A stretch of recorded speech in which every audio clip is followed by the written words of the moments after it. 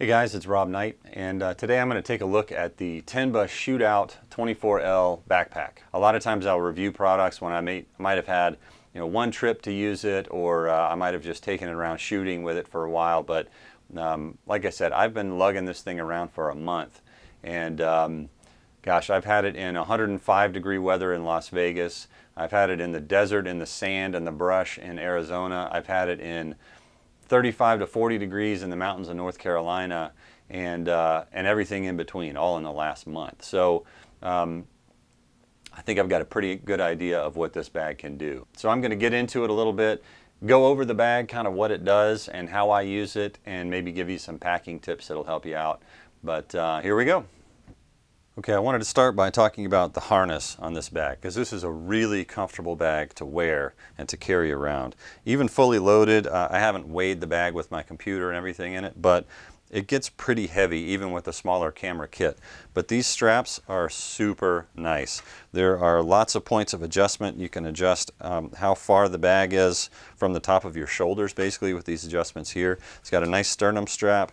Of course, adjustments at the bottoms of the straps. Below that is a really cool feature, and something I really liked and sought out this bag because of. I can get my camera out of the bag without having to open the big main compartment in the backpack. And that is really super handy. And this is the GH4 with the 35 to 100 2.8 lens, and it goes in and out really easily. Now you can fit the GH4, GH3 with the battery grip attached in the bag, and you can fit it through this slot, but it's pretty tight to get it out. You have to sort of finagle it. You don't just reach in there and grab it. But you can actually get into this pouch by taking the right strap off of your shoulder and slinging the bag around you, almost like a sling bag. Now, before I get into the interior of the bag, I want to go over these few pockets on the front of the bag. I really didn't see the usefulness of these little zipper guys. I thought it was kind of a weird size and shape for a pocket, but they've got nice little elastic nets in here, so your stuff doesn't fall out. I've learned that a couple of times. It actually comes with a memory card wallet, a little logo memory card wallet that fits in perfectly there. And this little pocket is about the perfect size for 2 DSLR size batteries. There's also a pocket here that is actually a full-length pocket. It's the full front of this panel. Now you can put an iPad in there, no problem. There's pretty good padding on the outside of this. But what I usually use this for is something that I would consider a travel tip. These are called Grid-It organizers, and it's a series of straps with little silicone thread embedded in it.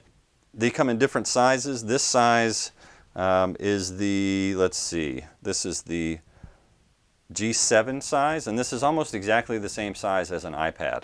So I've found that anywhere I can put an iPad, I can put this organizer. So I have another one of these that's a little bit bigger, I believe it's the G10 size, that actually fills this whole space. And it will hold camera battery chargers, it'll hold the computer charger, the external hard drive, everything that goes with the stuff in this bag, but that I don't need to carry. So that way when I get to a place, I get off my flight and I'm ready to go shooting, well, I just pull this thing out and I put it in a drawer in the hotel, I put it in the safe, whatever. I'm not pulling out 18 different things to try to store them and hide them in the hotel. I pull it all out as one unit. So a typical loadout might look something like this. I've got the Lumix GH4 with the 35 to 100 millimeter f2.8 lens. I've got the 12 to 35 2.8 and the 7 to 14 f4. Those 3 lenses and this camera are always in this bag. So I'll carry the 100 to 300 if I'm going to be shooting wildlife, or if I'm thinking I'm just going to need a long lens one way or the other. I've also always got the flash in here. This is the Lumix FL360, and always have one of those in the bag because you never know. In this case, I've got my Astro time-lapse controller, which is really cool, and I just picked that up and I'm really stoked about it. And basically I've got the GX7 here to use for time-lapse.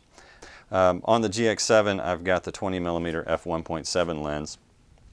I've got 58 millimeter filters here. I've got a polarizer and a variable ND filter. I've also got the Lee filter set up, which is really amazing and works great for these smaller lenses. The 7.5 system is basically 75mm optical filters. I've got graduated ND filters. I've got the big stopper 10-stop ND filter. This is the rubber hood that goes on. You can actually fit the polarizer inside the hood, which is really great. That's a really cool system. My wireless lavalier mic goes right here. Obviously I'm using that right now, but that's where that would live. And then in this middle part I have sort of unphotography related things. I have a headlamp, which I always have in the bag, and then a little bitty first aid kit that I got at REI. This is the day hiker model for 2 people. So you can see my kit fits in here beautifully. And unlike other bags that I've tried, as I mentioned before, I'm used to having all this stuff packed in the bag, and then I have another 3 to 5 inches of space above every lens. So then I'm packing another layer of things, and it makes it that much harder to get anything out of the bag. It makes it that much harder to remember where everything is.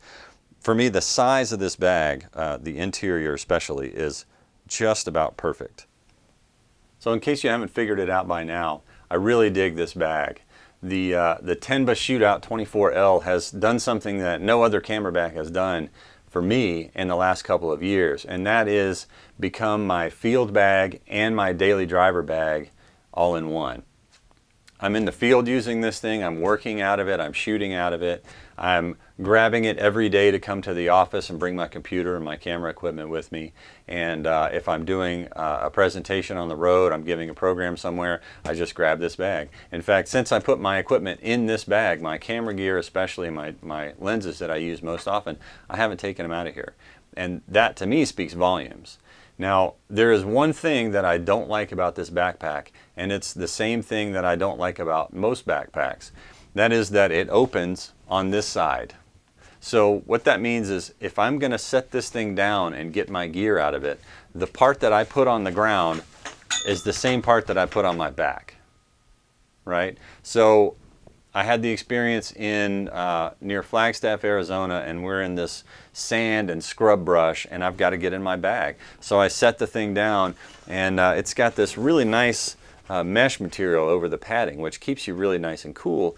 But I was picking splinters out of this thing for an hour after I got back to the hotel, because every time I put it on, I would feel a little prickle from some stick or some twig that picked up when I set this bag on the ground. So again, that's not just for this bag, that's backpacks in general, and some of them open on this end.